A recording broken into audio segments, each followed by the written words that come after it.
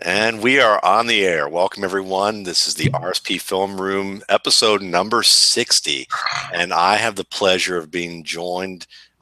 Who's joining this program today is Brandon Howard of Dolphins Insiders. Brandon, welcome to the show.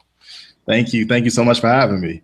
Well, it's a pleasure, man. I've been looking forward to having you do this, and I probably don't have to disclose this, but I just feel bad because I've been lame for the past couple of weeks. We were supposed to do this 2 weeks ago, and I actually missed it one week. I missed my first RSP film room, so I just want to publicly apologize to Brandon on the air because, man, he's been more than accommodating to come on again because I know that he's got a busy schedule himself. But I'm excited about doing the show with you. I'd like to, I met you through Emery Hunt. Yes. And so I was wondering if you could tell me a little bit about, what you're doing in this industry as well as how you got involved in it. Sure. Well, how I got involved, playing, football in college and, playing, going through, Division I college football and playing numerous sports as well, running track. I just never lost my love for competition and, the game of football. After, my career coming to an end, I really pretty much needed a break from football. But then I began to kind of get my love for it again. And, then I started trying to seek ways to get back involved in football. And, it seemed like writing was my ticket, and I loved writing as well. And so, journalism came about, got an opportunity through NFL Draft Monsters with Ben Albright. And, then after that, came along Pro Player Insiders, which granted me a lot of opportunities and access to different events like the Combine and things of that nature. And then after that, then came the opportunity with Sports Talk Florida. So now I'm covering the Miami Dolphins with Sports Talk Florida and, wouldn't ask to be doing anything else. Excellent. Excellent. So, Brandon, you chose CJ Prosise as our feature for this evening's episode. What is it about him that got you excited about wanting to do a show together on him? Okay, well, he's a guy that's very versatile. I love guys that are kind of, that Swiss Army knife type of player, a guy that can wear many hats.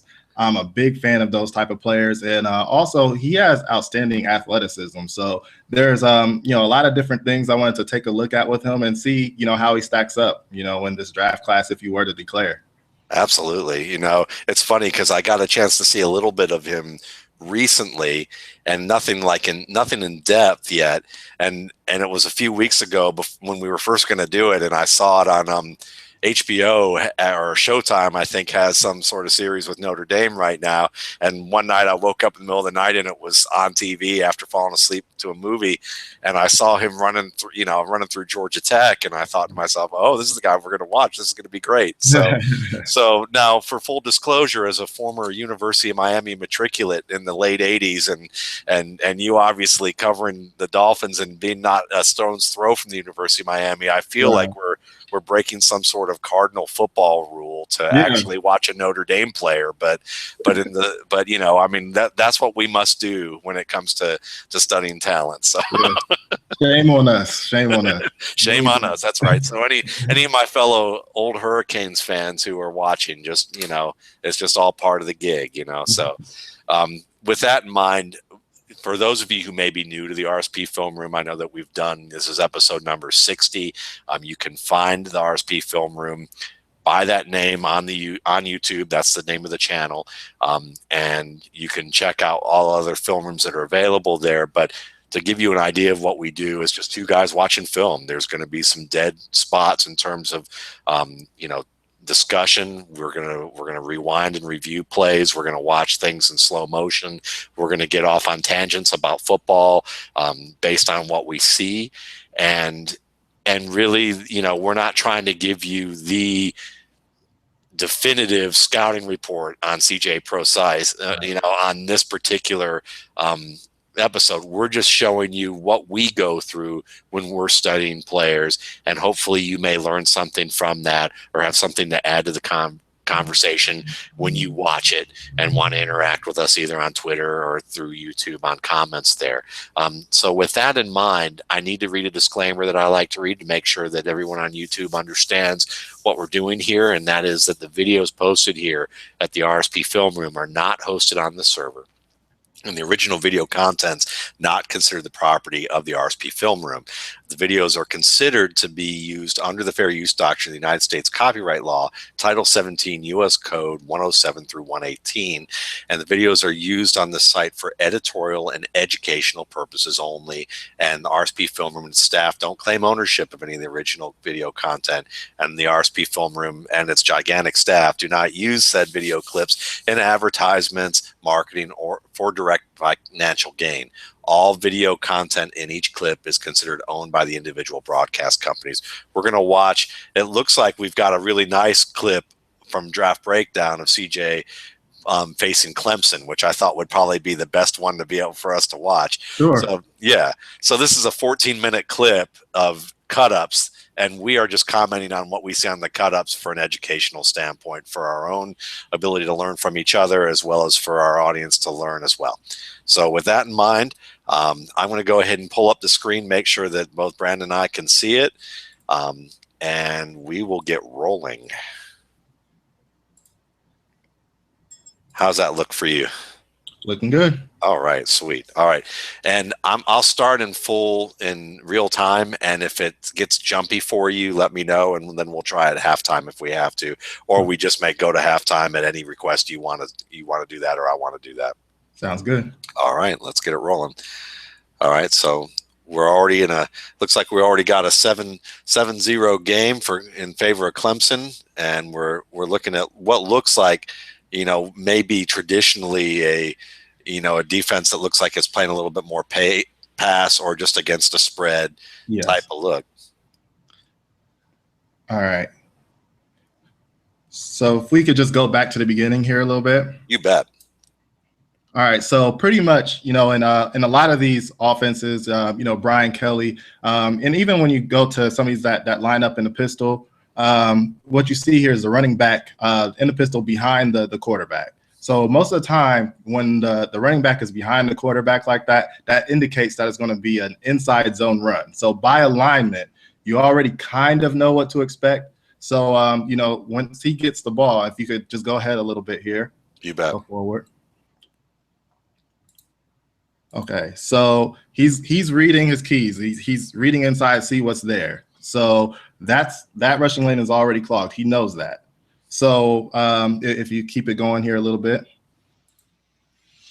So basically at this point you're running a daylight. What's available to you. What would be ideal for him to do is try to bounce out, and he can't quite get there at that point. So very good job there by Clemson on that play.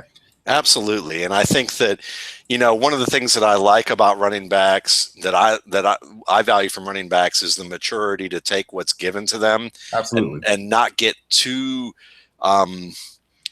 enamored with trying to use their athleticism to bounce everything outside. Sure. So, when you look at this play, I think that, my question to you would be, when you look at this alignment early on, when he's making this read and he sees that he has an outside man, here, and the way that his linemen are coming downhill here, is he already kind of thinking like, I shouldn't try to bounce this outside immediately. I should just take what's given to me, even if it's exactly not. And also, with Brian Kelly being a head, I happen to know, people that have played for Brian Kelly, and Isaiah Pede being one of them. And basically, you are asked to follow the script, So in that particular offense, you got to take what's given, on that particular run call. And he tries his best to try to hit it up inside. There's absolutely nothing there. So last minute, he tries to bounce it out, and of course, he gets strung out. So now, when you have to be asked to force to follow a script like that, I know that there are guys. I think a lot of readers or listeners probably think from the standpoint of, well, the greats don't follow the script, but so exactly, when you're evaluating a player and you're thinking, well, you know, does it come to your mind that LaDainian Tomlinson might not follow the script, might not have followed the script? But then again, how do you balance that or marry that out with making sure that you're giving him points for being mature about it, but at the same point, when do you dock him for not for abandoning the script and doing the right thing, you know, doing the thing that may get them big yards? Exactly. And I think that Notre Dame would be better served just letting a guy like this, let his athleticism take over and let him do his thing. But he's going to do what his coaches ask him to do because that's his route to playing time. Yeah. So, you know, unfortunately, you know, he's got to do, you know, what he's asked. And, you know, if that means kind of taking it into the teeth of the defense, you know, to see what you can get because that's what your coach is asking you to do, that's what you got to do. Yeah. And as an evaluator, I think you have to give points to knowing that context, that if you know that that's what the coach is telling you to do, then you need to give them points for being a good soldier. But then at the same time, you're going to have questions as to whether or not he can be more intuitive about what he's doing and not just tell you that he can be. Is he going to show you that elsewhere? Right. So that's one thing, you know, to kind of look for as we go along. You know, is he a guy that's going to be able to kind of create on his own in the backfield, or, you know, is he going to be one of those guys that's only going to be able to get what's blocked for him? So that's something to watch as we go along. Absolutely. And here's another one where you would make the argument, and again, it's just 2 plays. We're not going to make the conclusion yet, but you know, you see, we've get this gap blitz here from this line. You know, actually, I think that was the safety, but from the safety coming up here into the box and gets penetration right up the middle. Right. So we know already off the bat we got bad run ratios. You know, even though they're stacking the box there, you're still going to run with what's called. You know, and there's no change in the play, of course. So you know, again, he's asked to take it into the teeth of the defense, and there's nothing there. Yeah. We'll get to see it from another angle. I mean, even if he's reading it, and then it may even not be fair to say, I mean, look, this is a gap style play too. So Exactly. this is where you don't have a ton of creativity, because if you try to get creative and bounce outside a gap, you know, outside of your pulling blocks, you tend to get killed anyhow. Exactly. So, you know, not much you could have done there. You know, you have penetration in the backfield. You know, there's only so much your running back can do at that point. Yeah, absolutely. So there, it looks like he had a check release, you know, to see if he had anyone coming, and he released, and, you know, of course, the quarterback started to scramble, didn't find him there. Yeah.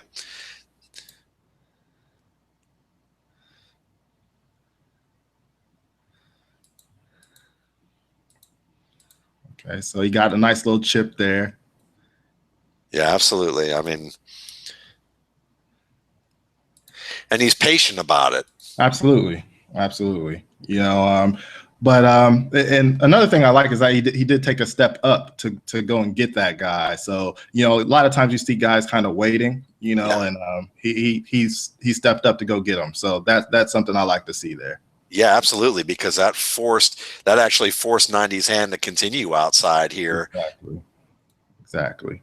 And then he tried, you know, once he got all that he could get out of it, and it became a clear indication that 90 was going to have to come in here. I mean, yeah, then you get that, and that depth is so important. You got to have that nice pocket for your quarterback, so he's not, you know, making a Kirk Cousins types of throws. We don't want that. No, we don't want that. So here we see the alignment. He's right next, you know, to the quarterback. So a lot of the times, you know, that does indicate, like, if it is a running play, that is going to be outside zone if he's right beside the quarterback. But you know, it's a passing play, so you know, it is what it is there. Yeah. All right. So what do we have here? Let's see. Looks like we have a pistol. Let's see if we can get it to. Yeah, this is about as close as we're going to get with this cut. Okay. Yeah. I would like to see the alignment there, but you can go ahead and roll it. Yeah, I mean, we look like we got it looks at best a 1x2, 11 personnel pistol with the guy with the running back directly behind him. But I don't know about the defense here. So. Okay. Again, you know, it just looks like one of those plays. I mean, he's just now. This is what I don't know about Prosise, and I want to see a little bit more of as we go along is, where he's looking once he takes the ball, because you get a lot of running backs, even at the Division I level, that every single time they take a handoff, they're looking down as they take the handoff. Right. And, I want to, and that's not what you want to see out of a running back, especially, at that level. You want to see a guy that's already looking up, seeing the way that his blocks are kind of being formed, and be able to choose his rushing lane from there. So sometimes I look at him and he looks, I don't know if his head is down or not, but he looks as though he's not looking at how his blocks are being developed. Right. And there's two ways that I've heard backs talk about, looking, is that they either read the helmets or they read the butts. Right. So I hear you. I mean, I see what you're saying. Yeah. I mean, it looks like, the Clemson just did a really good job right there. And, filling the holes and getting to the ball carrier. It looks like they just did a really good job there. Yeah. That's outstanding gap discipline and staying in your rushing lanes and filling. All right. That I like what I saw right there from Prosise. That's actually a very good job. You see what he goes and he meets the defender in the trees. Yes. That's what I like to see. There's an old adage, you hear from a lot of running back coaches that if you're waiting, you're skating. Yeah. And that's one of, you don't want to see a running back standing in the backfield and waiting to see what's coming, because that's when you take that big hit and you're going to be going backwards into your quarterback. So that's actually something that I would look at CJ Prosise and say, he did an outstanding job there. Absolutely. I agree completely. And it's funny. I always termed it something else, but I like how that terminology that you just used, I like that better, because I always just call it that they were catching contact as opposed to making contact. Right. They're like catching the defender, but exactly. And that's an outstanding job by him. Actually, if I wish more running backs would do that, because it's actually less toll on your body to go ahead and hit the defender in the hole, because you're not taking as big of a hit because they haven't gained the momentum. Yeah. So that's the best way to go about doing it. I love how you say that, because I mean, you think of backs who, Giovanni Bernard is a good pass protector despite his size, and he was always good at being in the trees as a UNC running back. And then you look at a guy like Jamal Charles. Yeah, he got hurt on a non-contact play, right? But when you watch what he does in between the tackles, he's often the first to make contact. And when you can initiate that contact, you're distributing the force, and then you're being the first so that you initiate whatever comes after that, whether it's a spin move or a duck or something that you can follow up on, because you're forcing the defender to react rather than you reacting to the defender. Exactly. Yeah, I mean, I really like that play too. That's a really nice observation there. That'd be definitely a positive for him. So in this play right here, looks like we've got outside zone, and he might have a potential cutback lane. So right now, what he's looking for is to see, his keys would tell him to look for the outside to see what he's got out there. Is anybody shooting that gap? And if he sees a bunch of orange jerseys that way, that will tell him look for daylight towards the inside. So let's see what he's got going on here. Okay, so well, he kept it. Yeah. So, but I hear you. I mean, it's a good explanation of what he is looking for, though, in that scenario, and it's good that in a sense, I mean, I don't know. I think the quarterback made a good decision to keep it based on what he was reading. He's reading that in.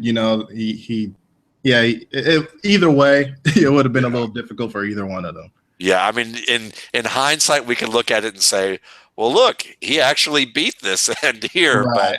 But exactly. In hindsight, yes. Yes, but I think in theory, he was right to do what he did. Absolutely. And I think they're going to show it again here.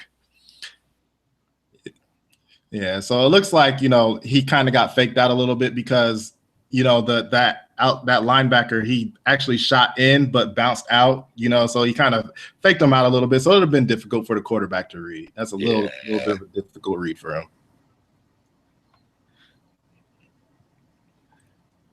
All right, this is what I like about him, the versatility. So you go ahead and spread him outside to see who's going to follow him. So if he's got a linebacker or a safety on him with that type of speed and athleticism and the ability to run routes, this is something that I would like to see a lot more of. And was he a former receiver? Is that he was former receiver? So this is kind of that. And I'm trying to remember. It's been a while. I don't remember whether it was Ricky Waters, who was a running back, who was moved to receiver, or he was a receiver he was a flanker, and then he was moved to running back. That's what happened. I remember that. That's what Holtz did. As opposed to Hines Ward at Georgia, who was a running back and moved to receiver. Exactly. All right. Let's see what I missed there. All right, so this time we have them split out, and this is part of a sprint out. Right. And he does a nice job there. Does a very good job there. Yeah. Sealing that guy in, making sure quarterback stays clean. Good job by him there. Yeah. All right. And so every now and then Notre Dame will do this, do a little bit of power. They'll run a little bit of power every now and then. So you see that, you got the left guard there. He's going to pull. And, these are sometimes Prosise breaks these runs. These are the runs he has a lot of success on, are these power runs.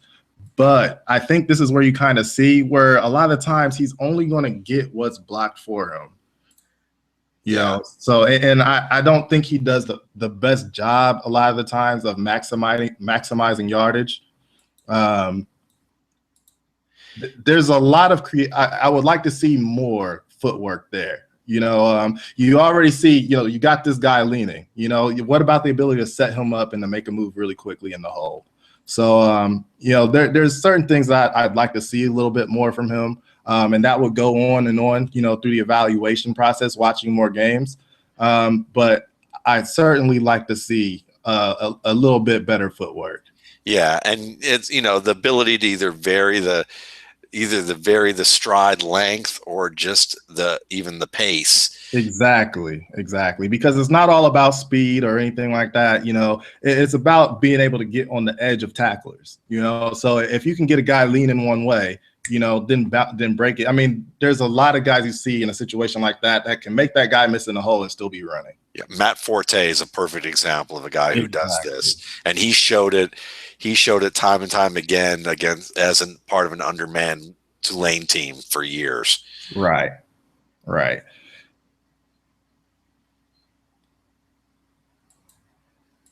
right, so we have another fake here and roll out. Yeah. All right.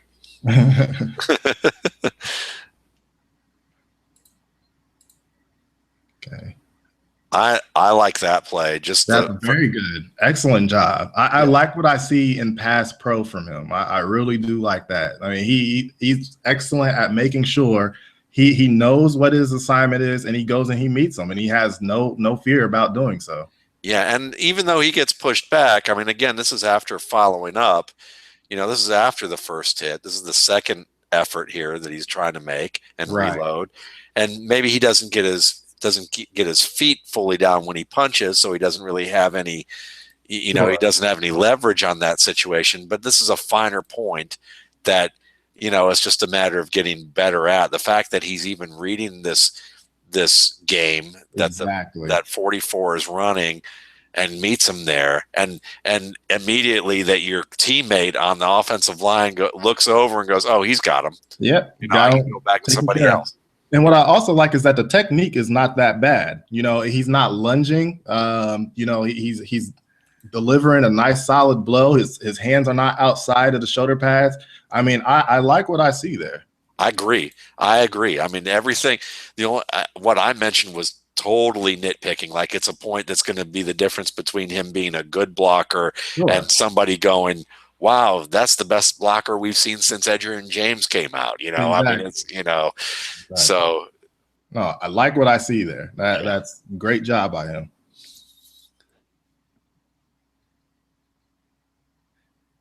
I mean, these are much bigger guys, but because he's stopping them before they can get momentum, he's having success. Yeah, he's showing us, at least from that standpoint, that he's not a wide receiver playing running back. Exactly. This is a guy who was meant, from that standpoint, you can say it's a guy who already has a running back mentality and a good running back mentality in pass protection. Definitely.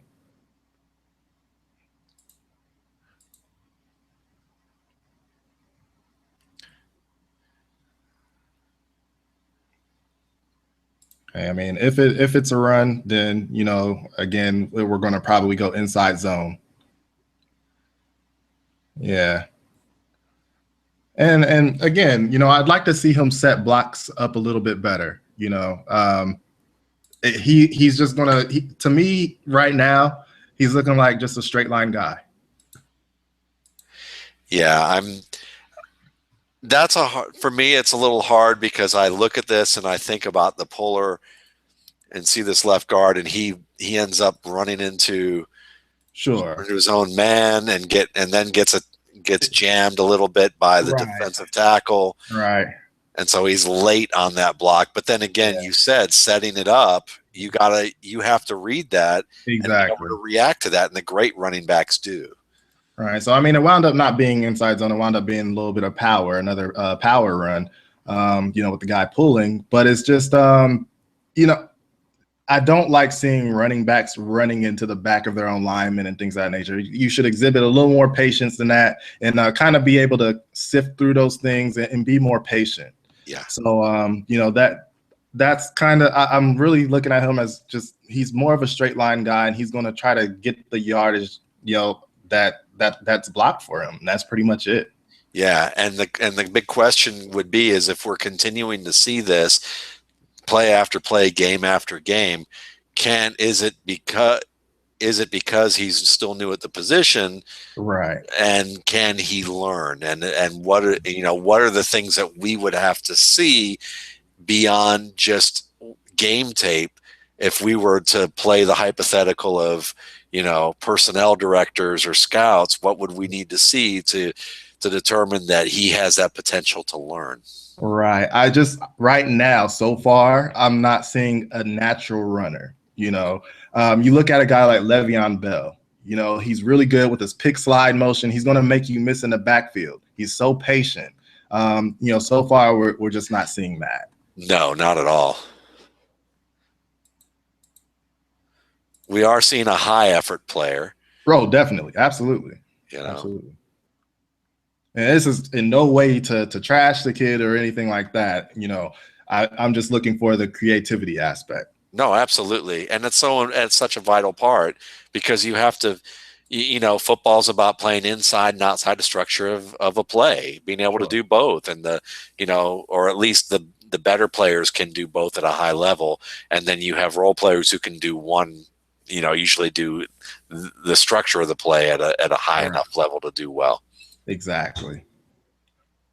Okay. I mean, quarterback did the right thing. He pulled it out of his belly, tried to take it, himself. But Clemson's, they're meeting them in the hole at every turn. So, yeah. Rough, tough sledding out there on this game. Absolutely. But a good example of a player that I've watched recently was Dan Happen of Scouting Academy, and we watched Kenneth Dixon, and I asked him, I wanted him to watch this game. It was against Oklahoma where he had a statistically bad day. Sure. And Dan was like, well, why are you interested in that game? I said, when you watch it, you'll know. And he watched it before we did it. And he said, yeah, he goes, I get it. It's, there's a lot to see, even though he didn't have a high production. And part of that, what you see is what we're not seeing here is the creativity. Absolutely. Absolutely. Yeah. I mean, the Clemson's done a really good job of just filling those gaps there. I mean, there's really nowhere for him to go in this particular play. Yeah, and there's a little. I won't say it's that kind of amorphous defense because it's not. They're in set positions, but their alignment is a little non-traditional in some respects of what they've been doing, and I think that part of that's also maybe difficult for the line. It's been difficult for the line to read as well as Prosise. Right. I mean, they're staying in those lanes, and the gap integrity is outstanding. So I mean, there's really nothing he can do. They're actually basically telling Notre Dame, you're gonna have to put the ball in the air to beat us. Yeah.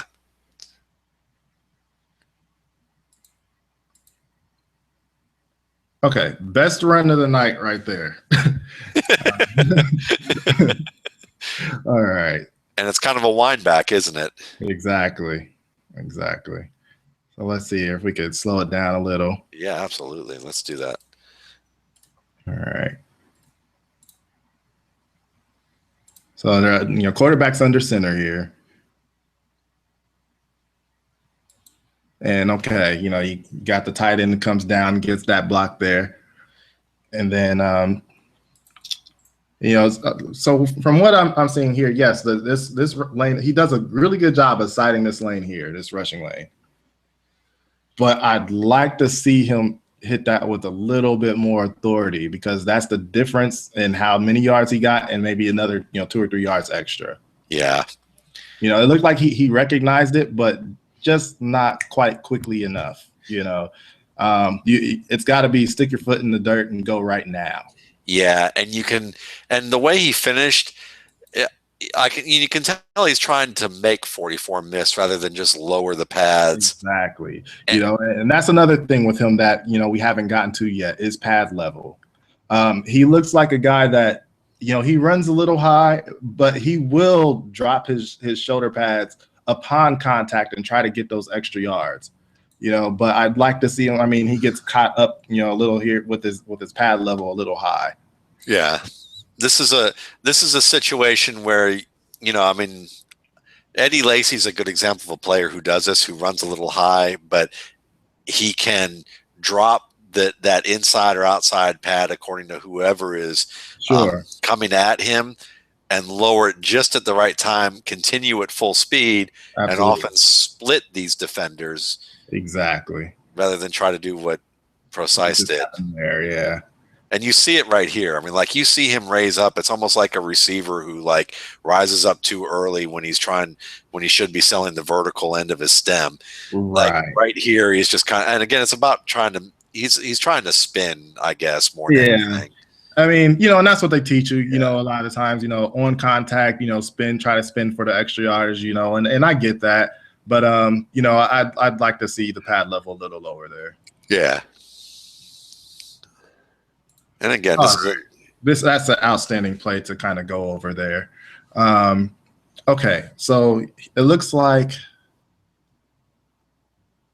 I'm sorry. Oh, no, I got this confused with another one. I'm sorry. Yeah, we'll keep going. Yeah. We'll keep going. Let me set it back to normal speed for a little bit until we need to go back to it. All right.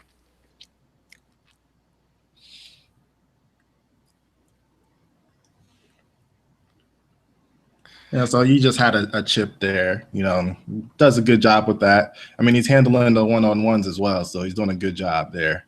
Yeah, for sure.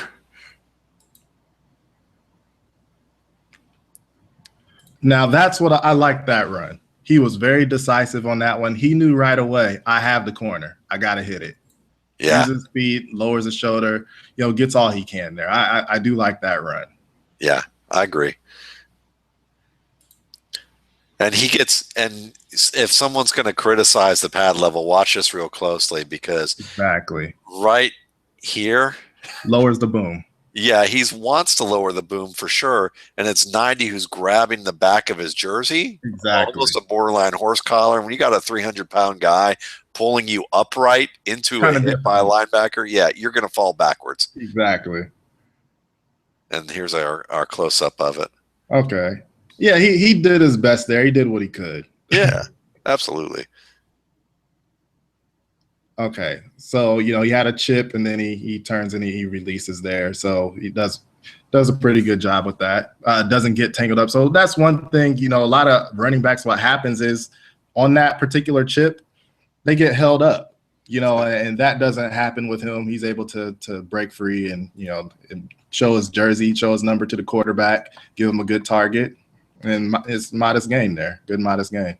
Yeah, and he catches it well. I mean, the ball almost. It's a little bit of a later window catching the back end of the ball, but he's able to handle it just fine.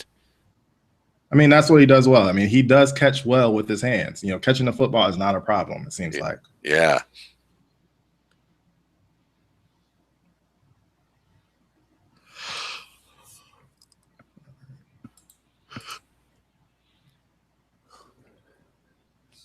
Unlike this string of plays right now, they're having a little difficulty. What is going on? That happens. All right. All right, now we get some zone. Yeah. And again, you know, it's nothing there. That's supposed to be inside zone. I mean, again, what is he going to do? I mean, the only thing he could have potentially done is reversed his field. You know, realizing, you know, counted the jerseys there, realizing where the pursuit is coming from, and he could have potentially done that. But, you know, hindsight is 2020. You have that outside guy there. You know, it's really not too much he could have done on that particular. No, I mean, unless he wants to risk on 1st and 10. Right. Getting closer to midfield and already down by 11. Exactly. You know, you can understand why Brian Kelly probably wouldn't want him reversing his field. Not at all. Being where my cursor is right here as he's getting tackled, most likely. Exactly. I mean, because, you know, if he does that, he's going to be on the bench all night long, and that's just the way Brian Kelly is. Yeah.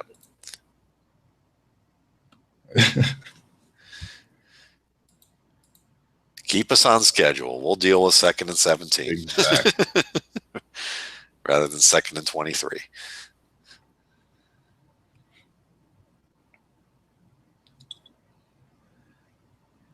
And again, nothing doing. He's going to pull it down and run it, but he makes it work. Yeah, and the effort there for him to block on number 44 and turn around and become a blocker.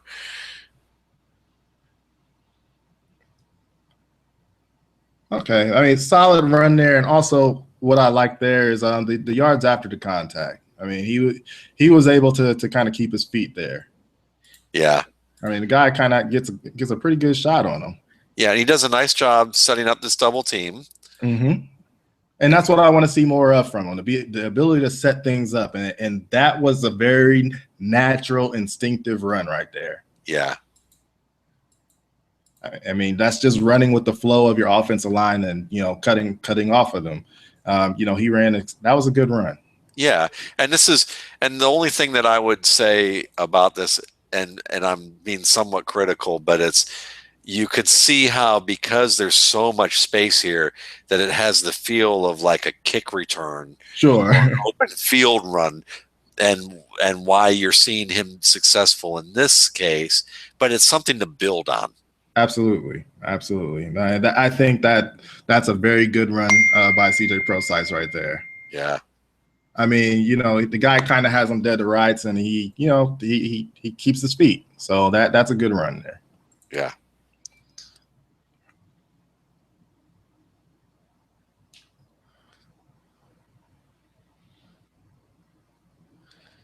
Okay, if we could go back here. But we're going to get to see it from this angle if you want. Yeah, that's great. That's great. Okay.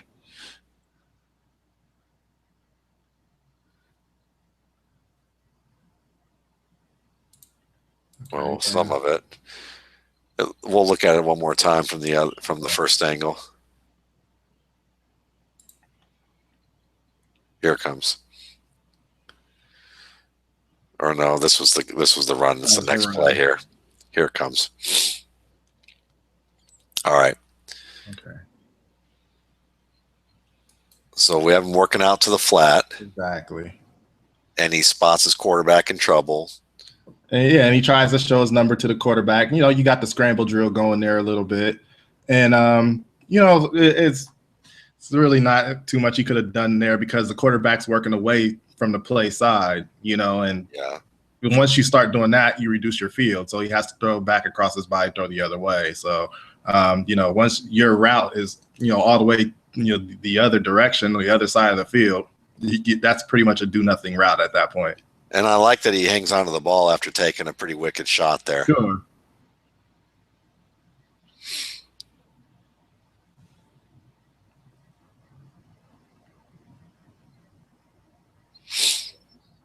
All right, moving on. Yep.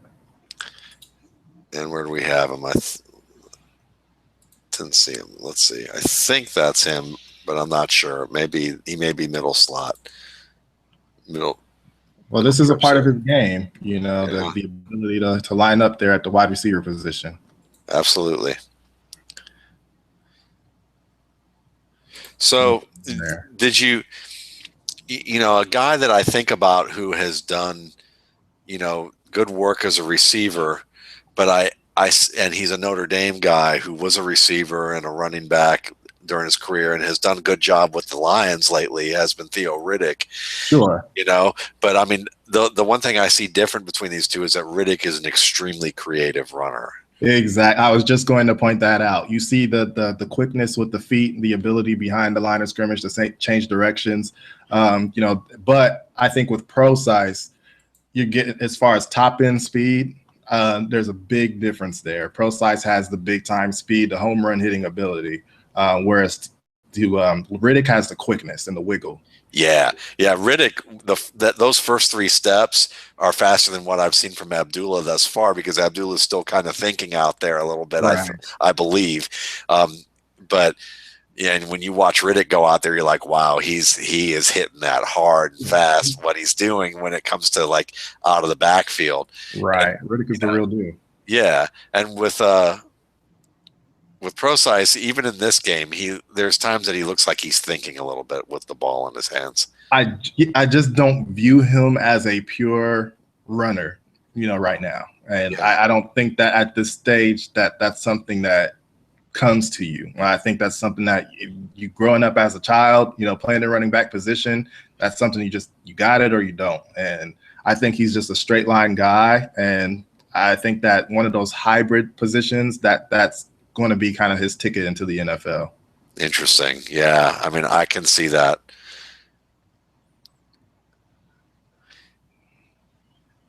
If this is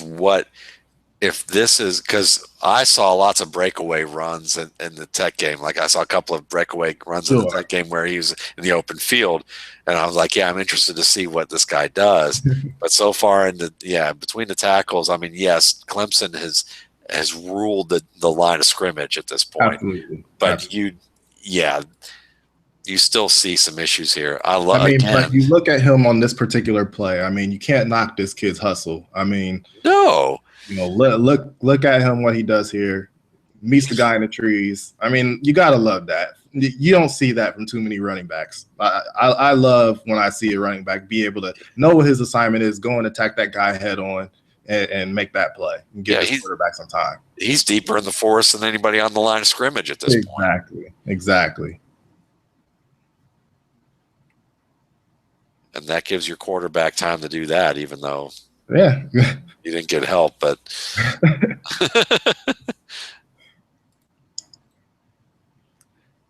I mean, I love seeing that. Looking at this game, it might not have been the best thing, from a statistical standpoint, but the effort that you're going to get from this kid, and I really like what I see as far as that's concerned. I do too, and I think he's only going to get better as a blocker because he's already good at it. Absolutely. So, right here, is where you're going to see a little bit more of being able to throw a punch, maybe bend a little bit more. Sure. And when he does that, he's going to stone people. Right. Absolutely. And that to me is teachable. That to me is something that's refinable. It's not but in contrast to whether or not he's going to learn to be creative, that's a big question mark. That's a huge question mark. Yeah. That's something you don't normally see. Right. Okay. All right. Now we get some outside running here. Let's see if he gets. Now, he should be able to hit this. Ooh. Oh, okay. So let's see what happened here. Yeah. Pretty solid run. I would have liked to have seen him try to, take a jab step inside and then head back out, because he had that rushing lane if he would have set it up correctly. Yeah, let's see that. I mean, we're going to look at that one more time here. Once I get rid of – all right. And you have to pardon me, because I look at these things sometimes and I think about it as if I had the ball, what would I do? I think that's great. And so, you see this cluster of individuals, like people right here. There's a way where he could have, I mean, open field running, you would like to see a guy make that, kind of create a rushing lane for himself. Yeah, And get additional yards. There's no reason to run into all of those orange jerseys right there. I mean, this had potential to be a little bit more than what it wound up being. would you say that instead of doing this total hop and cutting downhill, that, Yeah. like you said, a jab with that inside leg and bouncing out this way? Yeah. Yes, there's multiple ways he could still and set it up from that point, and you would like to see him. I understand why he's being coached. Hurry up, stick your foot in the dirt, get north and south, because you hear that all the time from coaches. But in your mind, you have to think, how can I unlock this defense? How can I break this? How can I make a big play for my team? And that's just kind of the difference between the playmakers and the guys that kind of just get the yardage that's there. Yeah, a great example is quarterback play, and I've talked about this with Ryan Hewitt of the Range, who's come on here, who's a quarterback coach, and with a number of people, and Right. he's talked about the difference between Aaron Rodgers and Alex Smith is that Aaron Rodgers, Alex Smith understands everything that the play's supposed to do and follows it to verbatim. And, Right. and if you do that every time, you're going to have a check down pretty much most of the time. Right. But Aaron Rodgers knows what he's supposed to do, but also knows when it's time to take a chance, when it's time to go for it. And I think that great running backs know when to go for it. Right. It's about taking calculated risk. And, I'm not seeing that from him, at this moment. You can't play scared.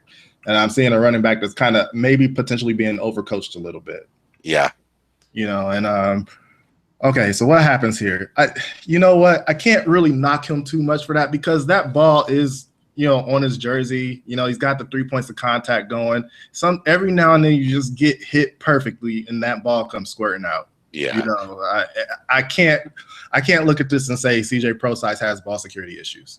No, I would say this was, this isn't Tiki Barber with the elbow completely in and the ball up in his chest, but how many backs do you actually see do that? And successful backs actually still do that. Because they have the kind of kinesthetic awareness that would allow them to let them know, okay, I've got this guy approaching, this guy's behind me, I got another guy behind me. So they know their surroundings and know when to kind of tuck it away. And a lot of them, the guys that just, are really good as far as ball security is concerned, have huge hands. You kind of go up to these guys and you shake their hands and you're like, good God, he just, wrapped his hand around my hand twice. Right. But those guys, are excellent with ball, and they don't have the best, technique as far as holding the football, but they never fumble. And a lot of times that's why. Absolutely. And, this is, again, I'm nitpicking or just pointing out things that are just interesting to me, may not be really worthwhile from an impact, but there are things I think about until I watch more film. I like the fact that you can see that the idea is in his head that I'm going to try and strike here with the forearm, but he's just a little late doing it. Like, he hesitates just enough that he could have had that arm up, enough that he was delivering it when he first thought. Like, it was like that whole idea of saying, your first thought was the best thought. Right. His first thought right here was really good. Like, let's do that little O.J. Anderson forearm here. And I might, if I kept doing it rather than kept it down, I might have hit this guy's forearm and the hand never gets on the ball. Yeah, it looks like he went to maybe potentially stiff arm, and then at the last minute, he's like, oh, I'll just try to absorb the hit. Yeah. And it was more than he could have maybe even prepared for, that kind of impact. So, like I said, sometimes you get hit just right. And no matter how hard you clutch that football, it comes right out. Yeah, it's just another symptom of a guy who may be thinking more than reacting. Just playing football, being a natural football player, being a natural athlete out there. Yeah. So that's just a very unfortunate play. Yeah. Football turned into a physics problem. Exactly.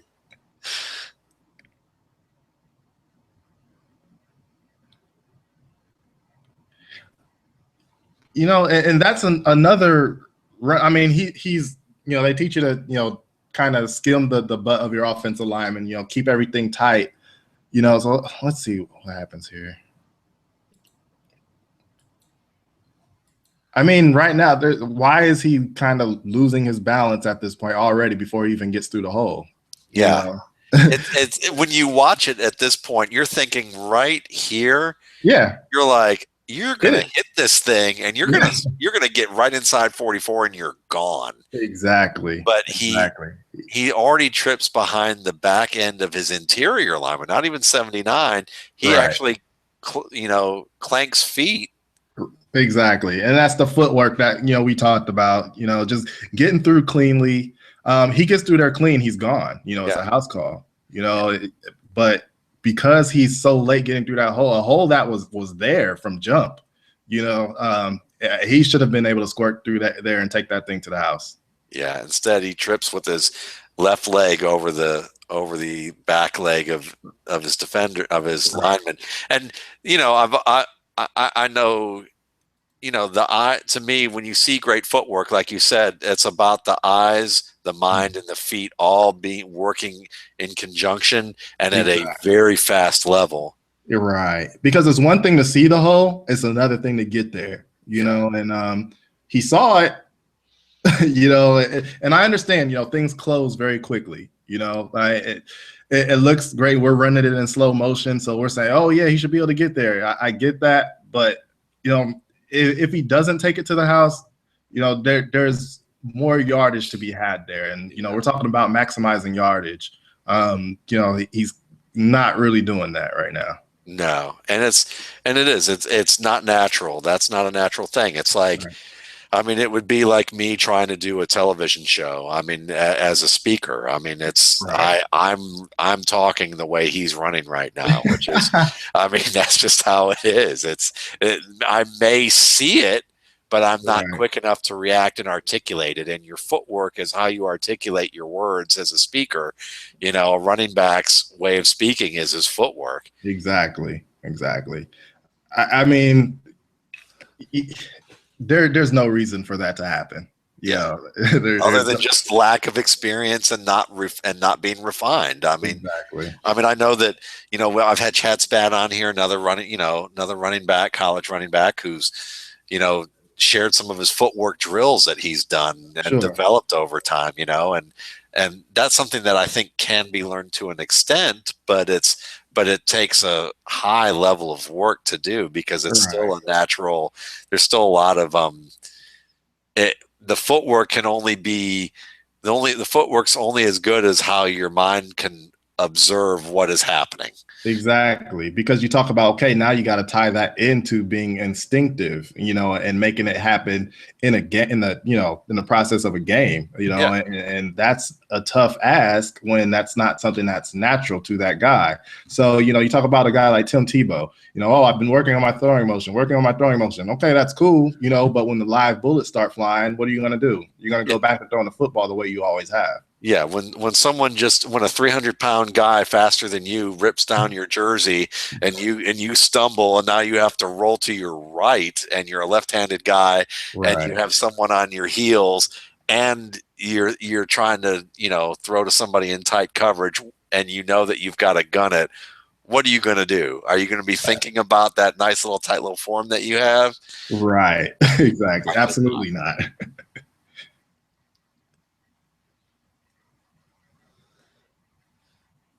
Okay. Inside zone again. Now, what I do see there is a guy that's able, when he meets contact up high, he's able to kind of push a pile, a little bit. Yeah, he's got some strength and balance to him. Yeah.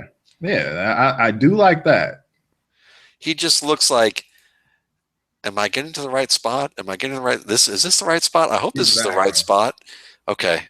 Well, yeah. I get what I mean, can get. like I said, he's a guy that's going to kind of put his head down and kind of just get what's there, and that's what he's been coached up to do, and that's what he is right now.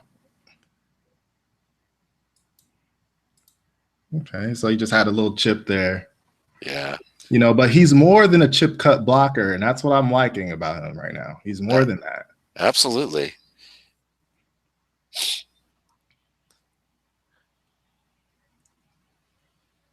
He'd have Emery giving him his props about, since Emery always says that he just liked the cut block. Don't blame him. Don't blame him. How about you in your career? Did you how would you assess your blocking in your back in your day? I would say I was more of a chip cut blocker. Didn't really like it, but it was part of the job. Hey man, I understand. I don't blame anybody. Okay. This is a mistake right here. So if you could go backwards a little bit.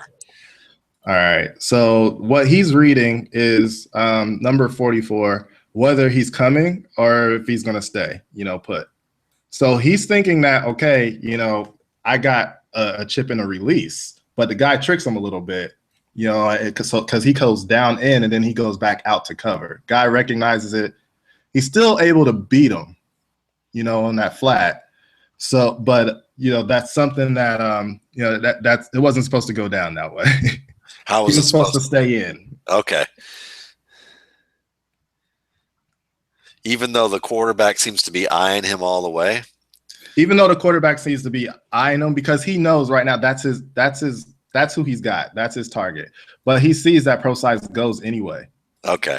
So even because he saw him from the very beginning, he was able to recognize, okay, he's out there, he's my guy. And he hit him. Yeah.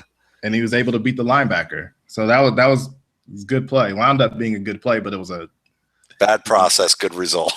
Yeah, exactly. You see, he bounced. See, he's explaining it right now. He goes down inside, but he follows him out.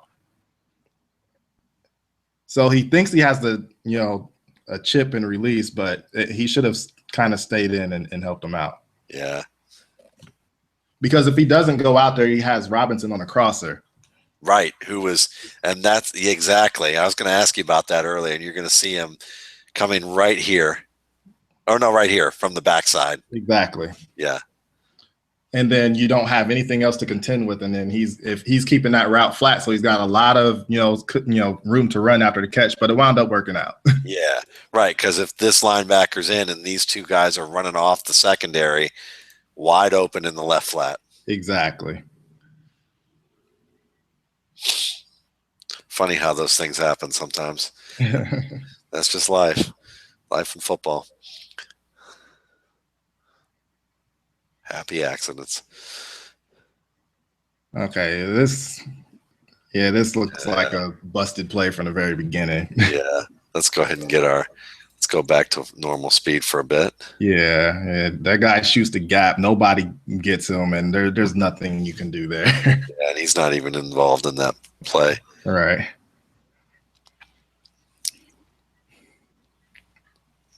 Okay, a lot of drop balls today. It's a sloppy game. Yeah, absolutely. Notre Dame's having a rough time of it right now. Yeah, they are. And that's a good run. I mean, he hits it up in the alley. Let's see here. And against a blitz. Right. And he reads that perfectly. He does a good job there. Very instinctive run on that particular. He's really hot and cold with these types of things. Yeah. And we'll watch it one more time once I get that right. And he also takes a hit to the ball carrying arm, a better hit than what he had before, probably. And he still hangs on. Exactly. Hangs onto the football. So, okay, go back just a smidge, just a little bit. Sure. Let's see what we got.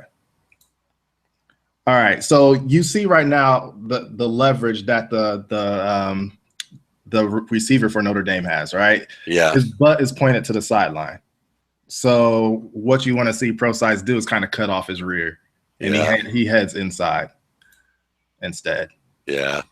So that's another thing. He could have set that block up a little bit better as well. Let's see if we can see it right here.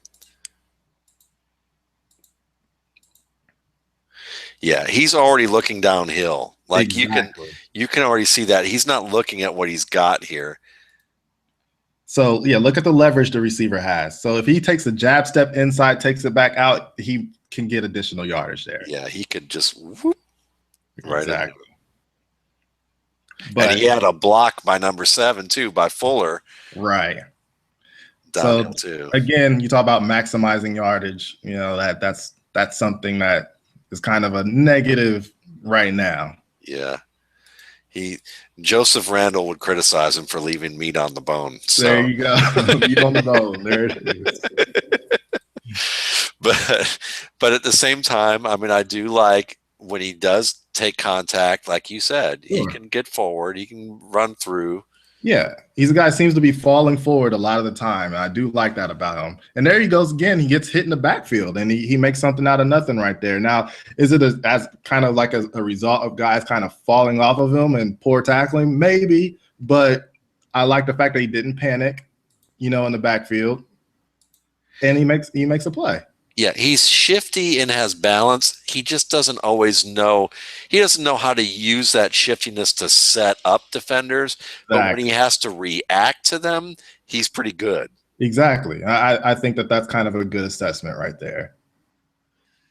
So like when things go crazy, he could help you out. But if he's the one dictating the action, he doesn't know what to do. I think that's a good assessment. You put it better than I could have. Well, thank you.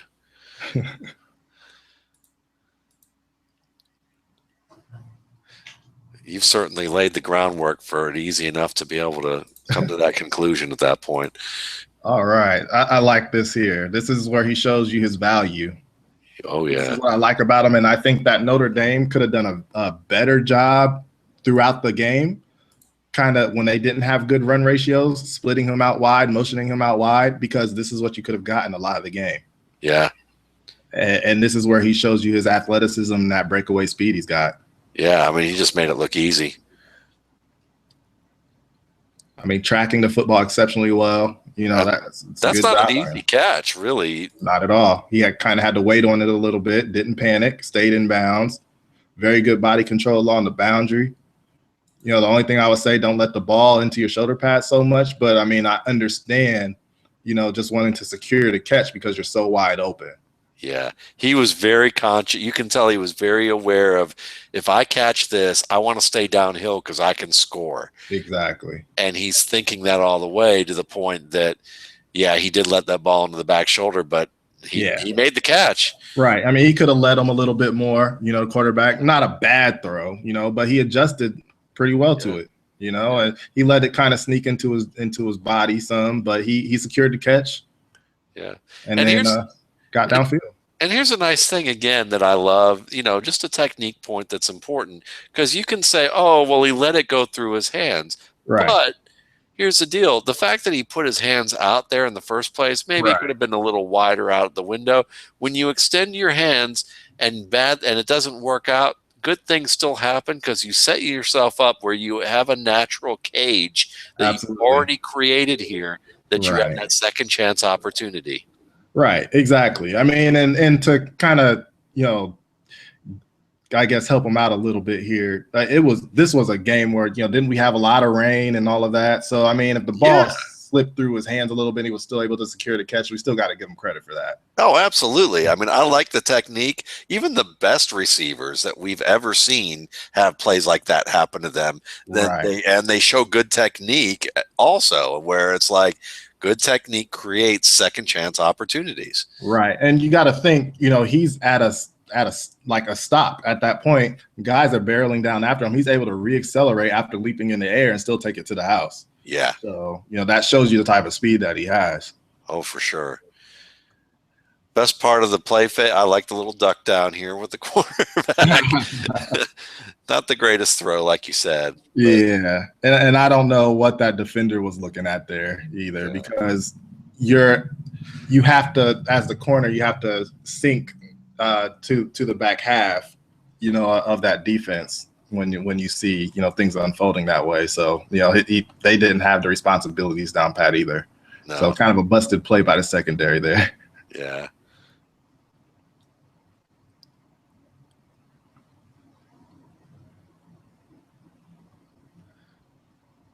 Yeah, I mean, I think that that Brian Kelly could have done a lot better job utilizing Prosise in this game, given the way that Clemson was playing Notre Dame, with stacking the box and, all the rushing lanes were clogged. There were times that Prosise could have done a lot better job with the ball in his hands as a ball carrier, but, the rushing lanes were clogged the majority of the game, and there's things that he could have done to free him up some. Yeah, and as we've gotten in towards we're getting into the final, quarter of this game, and watching him recover this fumble, watching him bounce off guys when the penetration's in the backfield and he has to react. Yes. Like we talked about him reacting, I think that makes me more, I don't want to say hopeful or optimistic, but it makes me more intrigued by him as a player that I would take a chance on later in a draft. Absolutely. Because of the fact that I'm looking at him and going, like you said, he's got the balance and strength, he's got the speed, and he certainly does some really good things.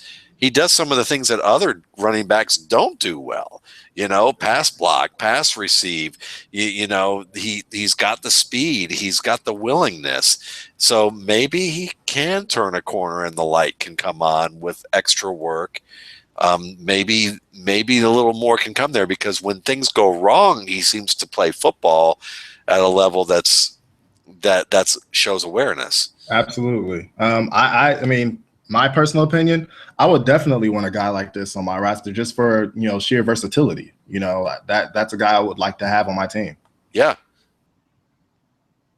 Because he looks like a guy, too, that could probably return punts for you, or you can try him out as a punt returner or a kick returner.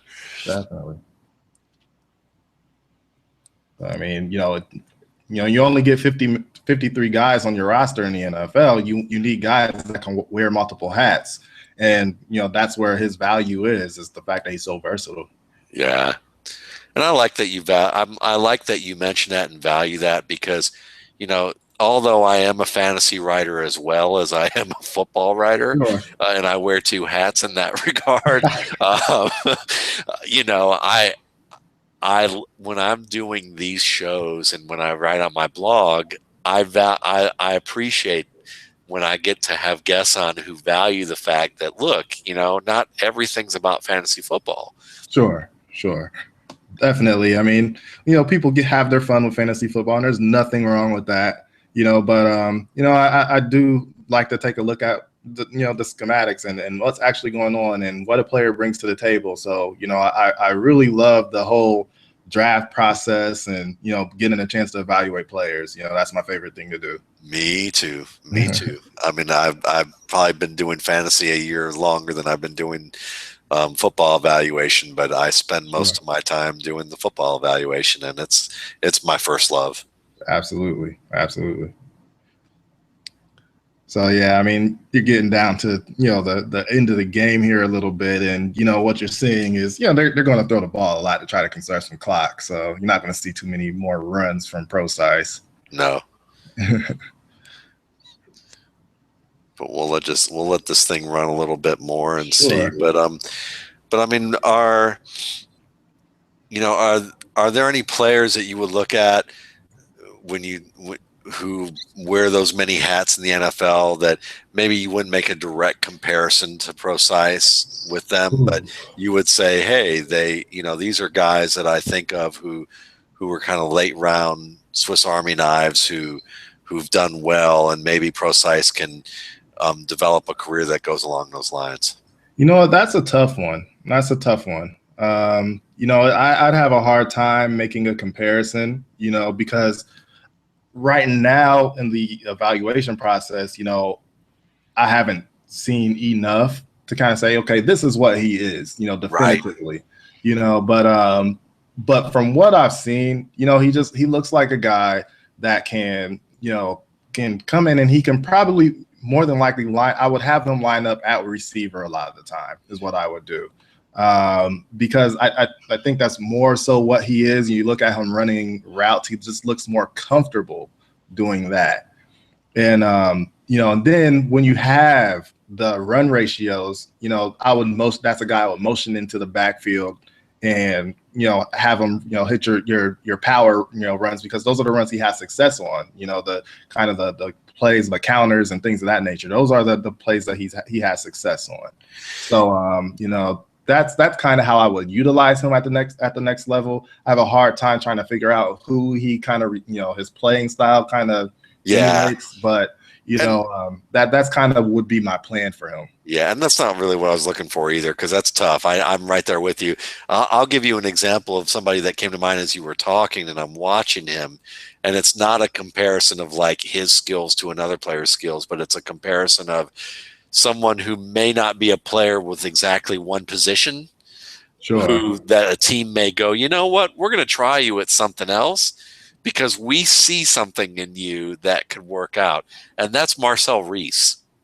I mean, he's nowhere nothing like Marcel Reese. Right. You think of like Marcel Reese coming into the league as a wide receiver. Absolutely. And they go, well, we'll try it at tight end. Well, that might not work. How about fullback, And now it's like, a lot of people look at him and go, why isn't he a running back? Right. Yeah, exactly. I mean, these are the type of players that I love watching. You look at a guy from Baylor like Corey Coleman.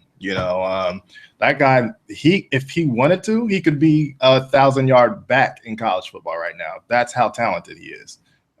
So these are the type of players I love watching. Yeah, absolutely. No, this was great. This was a lot of fun, and Brandon, I certainly am looking forward to us, doing this again. Absolutely. I've been going through a larger group of folks, for the first year and a half. Just it's been my opportunity to get to say, hey, let's meet everybody and go from there. But I definitely would love to have you on again. Absolutely. And this was enlightening. I enjoyed it. For Brandon Howard, I'm Matt Waldman. Brandon, can you tell everybody where they can find you online, if they're on Twitter or anywhere else to check out your work? Yes, you can find me at Sports Talk Brandon on Twitter, and you can check out my work on sportstalkflorida.com. He does a great job. If you're a Dolphins fan, for sure, I would say, in addition to any other NFL observations and college football observations, if you're a Miami Dolphins fan, you're not following him, I don't know what you're doing. You need to you need to take care of that ASAP. So thanks again, everybody. It was a pleasure, and we will see you next time on the RSP Film Room.